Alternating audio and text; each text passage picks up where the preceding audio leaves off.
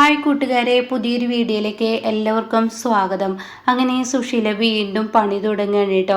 ഒരു ദിവസം തേങ്ങ പൊളിക്കൽ എന്നുള്ള ആ ഒരു ചിന്താഗതി സുശീലക്കുള്ളിൽ വരികയാണ് കേട്ടോ. അനുപമയാണെങ്കിൽ അതെല്ലാം പൊളിക്കേണ്ട അവസ്ഥയും എത്തുകയാണ്. അനുപമയാണെങ്കിൽ ഇന്നൊരു ദിവസം വിട്ടു നോക്കാം എന്നുള്ള ആ ഒരു നിലപാട് എടുക്കുകയാണ് കേട്ടോ. അങ്ങനെ പിറ്റേ ദിവസമായി സുശീല ഇതുപോലെ തന്നെ അടുത്ത കുനിഷ്ടുമായി എത്തിയിരിക്കുകയാണ് കേട്ടോ. സത്യനും ഈ പറയുന്ന ഇന്ദ്രനും ഷ്യാമും എല്ലാവരും പോയതിനു ശേഷം സുശീല എല്ലാവരുടെയും റൂമിൽ നിന്നും ഡ്രസ്സ് അടുക്കി പെടുക്കി അവിടെ നിന്നും എല്ലാം ബക്കറ്റിലാക്കിയിട്ട് പുറത്ത് വാഷിംഗ് മെഷീൻ്റെ അടുത്ത് കൊണ്ടുവരികയാണ് കേട്ടോ. ഇതേ സമയം അനുപമയാണെങ്കിൽ ഈ തള്ളയുടെ പോക്ക് കാണുമ്പോൾ തീർച്ചയായും അത് എനിക്കിട്ടുള്ള പണിയാൻ തന്നെ ഉദ്ദേശമാണ് എന്നിങ്ങനെ അനുപമയും മനസ്സുകൊണ്ട് ചിന്തിക്കുന്നുണ്ട് കേട്ടോ. അങ്ങനെ ഈ സമയം സുശീലയാണെങ്കിലോ എല്ലാം അവിടുന്ന് പെറുക്കിയെടുത്ത് മുറ്റത്തോട്ട് കൊണ്ടുപോയിടാണ് കേട്ടോ. പിന്നീട് മെഷീനിലോട്ട് വെള്ളമൊക്കെ തുറന്നിടാണ്. എന്നാൽ പഴയ ആ ഒരു പരിപാടി തന്നെ സുശീല ചെയ്യാണ്.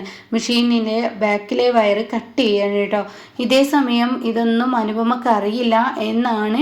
അറിഞ്ഞാലും കുഴപ്പമില്ല, അവൾക്കിട്ട് മുട്ട മണി കൊടുക്കണമെന്ന ചിന്താഗതിയോടുകൂടി തന്നെയാണ് കേട്ടോ. അങ്ങനെ സുശീലയാണെങ്കിലോ ഡ്രസ്സ് എടുക്കാൻ വേണ്ടി സോപ്പ് എടുക്കാൻ വേണ്ടി അനുപമയെ വിളിക്കുകയാണ് കേട്ടോ. അനുപമേ എന്ന് പറഞ്ഞ് വിളിക്കുന്നുണ്ട്. തള്ള അടുത്ത പണിക്കുള്ള വിളിയാണ് എന്നെ വിളിക്കുന്നതെന്ന് മനസ്സിലായി. അങ്ങനെ ഉടൻ തന്നെ അനുപമയോട് പറയാണ്, മെഷീൻ എന്തോ കേടുണ്ടെന്ന് തോന്നുന്നു, എന്തെന്ന് അറിയില്ല, വെള്ളവും പിടിച്ച് ഞാൻ മെഷീനിൽ, എന്നാൽ അലക്കാനും പറ്റത്തില്ല, എന്ത് ചെയ്യുമെന്നൊക്കെ ചോദിക്കുമ്പോൾ അനുപമ പറയണേ ഞാൻ നോക്കട്ടെ എന്ന് പറയും കേട്ടോ. അങ്ങനെ അനുപമയാണെങ്കിലും ആ മെഷീൻ മൊത്തത്തിൽ അങ്ങ് നോക്കുകയാണ്. അപ്പോൾ അതിൽ മെഷീൻ ഇങ്ങനെ നോക്കുമ്പോൾ പിറകിൽ ഇങ്ങനെ കട്ട് ചെയ്തിട്ട് കാണുന്നു കേട്ടോ. അപ്പോൾ അത് കാണുന്ന അനുപമ ഈ തള്ള എനിക്കിട്ട് പണിയാൻ ചെയ്തത് തന്നെയാണ്, എന്നാൽ തള്ളയെ ഇനി അങ്ങനെ വിട്ടാൽ ശരിയാവില്ല, ഈ തള്ളക്ക് ഒരു ഉഗ്രം പണി അങ്ങോട്ട് തിരിച്ചു കൊടുക്കണം. ഈ അനുപമയുടെ കൈയിൻ്റെ ചൂട് ഇതുവരെ ഇവരറിഞ്ഞിട്ടുണ്ടെങ്കിലും ഇവർക്ക് വീണ്ടും അത് കൊടുക്കേണ്ട സമയമായിരിക്കുന്നു എന്ന് അനുപമ ചിന്തിക്കുകയാണ് കേട്ടോ. അപ്പോൾ ഈ സമയം സുശീല പറയണേ എന്താ പ്രശ്നം, അത് മെഷീനിലെ വയർ കട്ടായിരിക്കുന്നു.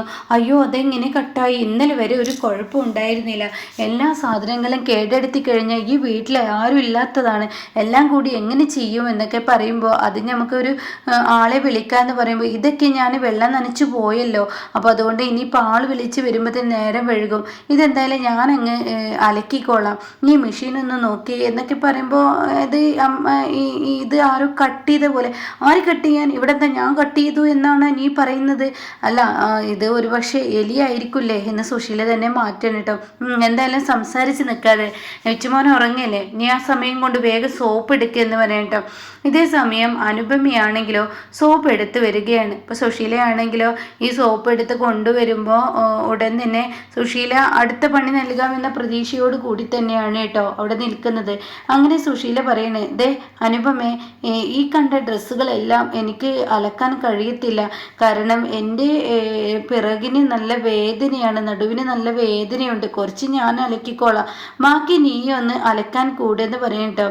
ഈ സമയം അനുപമ പറയണത് അടുക്കളയിൽ ഒത്തിരി പണിയുണ്ട്, വിച്ചുമോൻ ഉണർന്നു കഴിഞ്ഞാൽ പിന്നീട് എനിക്കത് ചെയ്യാൻ പറ്റത്തില്ല, അടിക്കാനും തുടക്കാനും എന്ത് വേണം അങ്ങനെ എല്ലാ പണികളും അതെല്ലാം ചെയ്തു വരുമ്പോഴേക്കും ഒരുപാട് സമയം എടുക്കും, അപ്പോൾ അതുകൊണ്ട് ഇത് അലക്കേണ്ട അമ്മേ, ഞാൻ ഇന്ദ്രേട്ടനെ വിളിച്ചിട്ട് എന്ത് പറഞ്ഞാലും ഒരു ഇന്ദ്രേട്ടൻ എന്ത് ചെയ്യുമ്പോഴും ഒരു ഇന്ദ്രേട്ടനെ വിളിക്കലാണ്, ഇവിടെ ഇന്ദ്രനെ ഒന്നും വിളിക്കണ്ട. അതെ ഞാനൊരു കാര്യം പറഞ്ഞേക്കാം, നിന്റെ ഭർത്താവില്ലേ അവന് കുഞ്ഞാവുമ്പോൾ ഇതുപോലെ ഓരോ വീട്ടിലും എന്തിനാ സച്ചിസാറിൻ്റെ വീട്ടിൽ പോലും ഞാൻ എത്രത്തോളം തുണികളാണ് അലക്കിയിരുന്നത്, അന്ന് ഇതുപോലെ വാഷിംഗ് മെഷീനും സൗകര്യങ്ങളൊന്നും ഉണ്ടായിരുന്നില്ല, എത്ര അലക്കിയതിനു ശേഷം വീട്ടിൽ വന്ന് ബാക്കിയും അലക്കിയിട്ടുണ്ട്. നിന്റെ ഭർത്താവ് ഇന്ദ്രൻ ഇതുപോലെ ഓരോ പണിക്ക് പോയി കഴിഞ്ഞാൽ അവന് ഓരോ ഡ്രസ്സും മുഷിഞ്ഞ് അവിടെ ഇടത്തേ ഉള്ളൂ, അവനെ തിരുമ്പിയിട്ടൊന്നുമില്ല എന്നൊക്കെ ഇങ്ങനെ പറയാണ് കേട്ടോ. അങ്ങനെ അനുപമയൊക്കെ കുത്തായാലും ആ വാക്കാണ് സുശീല പറയുന്നതെന്ന് മനസ്സിലാക്കി. അങ്ങനെ അനുപമ പറയണേ, എന്തായാലും എനിക്കിത് ചെയ്യാൻ സമയമില്ല, ഇന്ന് പറ്റില്ലെങ്കിൽ ബാക്കി നാളെ തിരുമ്പാം, മെഷീന് കേടാക്കിയിട്ടും മെഷീൻ നേരാക്കിയിട്ടും തിരുമ്പാലോ, ഇതൊക്കെ സത്യൻ്റെയും ഷ്യാമിൻ്റെയും ഡ്രസ്സല്ലേ, അവർക്ക് ഒത്തിരി ഉണ്ടല്ലോ എന്നൊക്കെ പറയുമ്പോൾ അത് നീയാണോ തീരുമാനിക്കുന്നത്. അപ്പോൾ ഉടനെ തന്നെ അനുപമ പറയണേ, ഞാൻ തന്നെ, എനിക്ക് അധികം സമയമില്ല, കാരണം എനിക്ക് അടുക്കളയിലോട്ട് പോകണമെന്ന് പറയട്ടോ. ഡി നീ അവിടെ നിന്നേടി, നിന്റെ ഭർത്താവിനെ വളർത്തി വലുതാക്കിയതും പോരാ, പിന്നെ നീ എന്നെ ഭരിക്കുന്നോ എന്ന് ചോദിക്കുമ്പോൾ ഉടൻ തന്നെ അനുപമക്ക് അങ്ങ് ദേഷ്യം പിടിക്കുകയാണ് കേട്ടോ. അനുപമ വേഗം തൻ്റെ കൈ കയ്യിൽ അവിടെ ഇരിക്കുന്ന വെട്ടുകത്തി അങ്ങ് എടുക്കുകയാണ്. എന്നിട്ട് പറയണത്, തള്ളേ, നിങ്ങൾ ആ പഴയ അമ്മായിമ്മ പോര് വീണ്ടും എന്നോട് എടുക്കാൻ വേണ്ടി ഒരുങ്ങിയിരിക്കുകയാണോ? എന്നാൽ ഈ അനുപമയെ ആരാണെന്ന് നിങ്ങൾക്കറിയില്ല. ഞാൻ എൻ്റെ ഇന്ദ്രേട്ടനെ നിങ്ങൾ വളർത്തു മകനാണെന്ന് പറഞ്ഞ് ആ മനസ്സ് നോവിച്ചപ്പോൾ ആ മനസ്സ് ഒരുപാട് തകർന്നു. ഇപ്പോഴും നിങ്ങൾ വളർത്തു മകനെ വളർത്തിയതിനുള്ള കൂലിയായിട്ടാണോ ഞങ്ങൾ രണ്ടുപേരെ കൊണ്ട് പണിയെടുപ്പിക്കുന്നത്? എന്നാൽ നിങ്ങളൊരു കാര്യം ചിന്തിച്ചോ? ഞാൻ നിങ്ങൾ ചെയ്യുന്ന ഓരോ പ്രവൃത്തിയും മിണ്ടാതെ നിൽക്കുന്നത് എന്തുകൊണ്ടാണെന്നറിയോ? നിങ്ങൾ വളർത്തിയ നിങ്ങളുടെ മകനില്ലേ, ആ വളർത്തിയതിന് ഡബിൾ ആയി നിങ്ങൾക്ക് ചെയ്തു തന്നിട്ടുണ്ട് എന്ന് ഇന്ദ്രട്ടൻ്റെ വാ കൊണ്ട് തന്നെ പറയാനുള്ള ആ ഒരു സമയത്തിന് വേണ്ടിയാണ് നിങ്ങൾ ചെയ്യുന്ന എല്ലാ പ്രവൃത്തികൾക്കും ഞാൻ മിണ്ടാതെ നിൽക്കുന്നത്.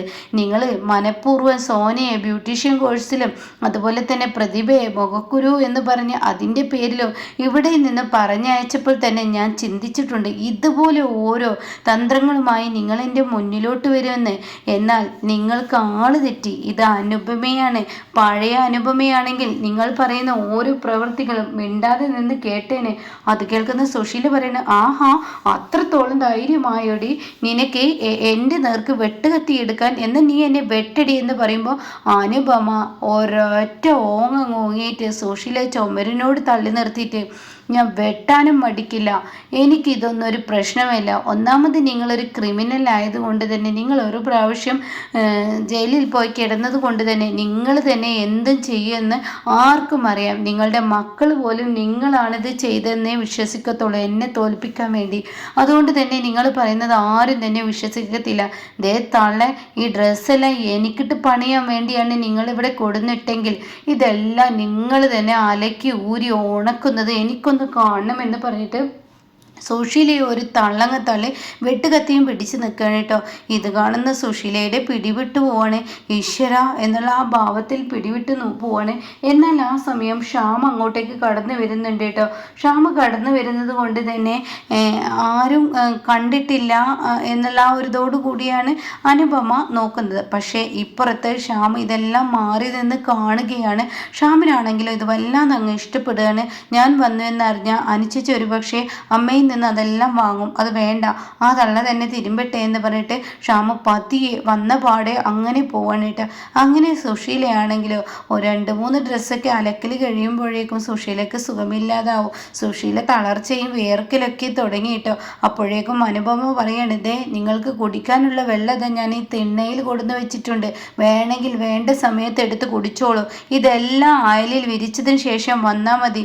നിങ്ങൾ വാഷിംഗ് മെഷീന് കട്ട് ചെയ്തിട്ടില്ല, ഞാൻ അറിയില്ല എന്ന വിചാരം. എന്നാൽ നിങ്ങളൊന്ന് മനസ്സിലാക്കിക്കോ, പഴയ അനുവല്ലേ ഇത്. 1-2 ദിവസം ഞാൻ നിങ്ങൾ പറയുന്ന പ്രവൃത്തികൾക്കൊക്കെ ചെയ്തു തരും. പക്ഷെ നിങ്ങളൊരു കാര്യം ചിന്തിക്കണം, ഇനി നിങ്ങളെ എനിക്ക് സ്നേഹിക്കേണ്ടതും ബഹുമാനിക്കേണ്ടതും ഒന്നും ആവശ്യമില്ല. കാരണം നിങ്ങൾ എൻ്റെ ഇന്ദ്രേട്ടൻ്റെ പെറ്റമ്മയല്ല. പെറ്റമ്മയല്ലാത്ത വളർത്തമ്മയെ ഞാൻ എന്ത് സ്നേഹിക്കണം? ആ മനുഷ്യന് കൊടുക്കാത്ത സ്നേഹം ഞാൻ നിങ്ങൾക്ക് എന്തിനു തിരിച്ചു തരണം? അതുകൊണ്ട് എൻ്റെ അടുത്തോട്ട് വരുമ്പോൾ നോക്കിയും കൊണ്ടും കളിച്ചോ എന്ന് പറഞ്ഞിട്ട് അനുപമ നല്ല കണക്കിന് കൊടുക്കുമ്പോൾ സുശീലയ്ക്ക് ഉഗ്രം പണി തന്നെ തലയിൽ വീണിരിക്കാനായിട്ട്. അങ്ങനെ സുശീല കിടന്ന് പെടാപാട് പെട്ട് ആ ഡ്രസ്സൊക്കെ അലക്കിയെടുക്കൂട്ടോ.